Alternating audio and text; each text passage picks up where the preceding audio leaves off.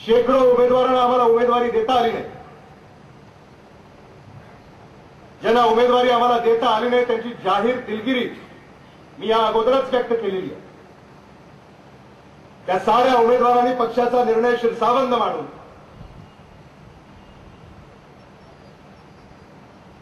पक्षाच्या कामाला ते लागलेले आहेत.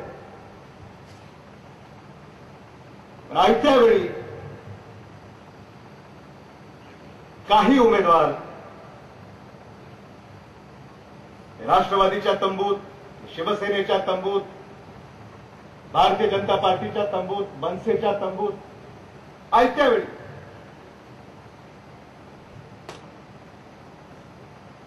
यांच्यापासून तुम्ही आम्ही सावध राहिलं पाहिजे. सचिन पायलटजी इथं आहेत.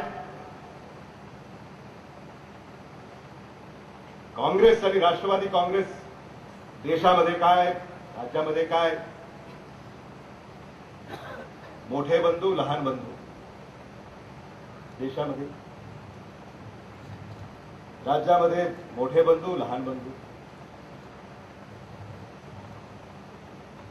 लातूरात तर अजून जन्म व्हायचा.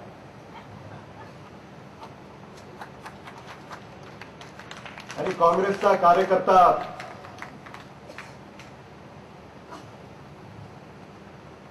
हा अशा प्रवृत्तीला सडेतोड उत्तर दिल्याशिवाय स्वस्थ बसणार.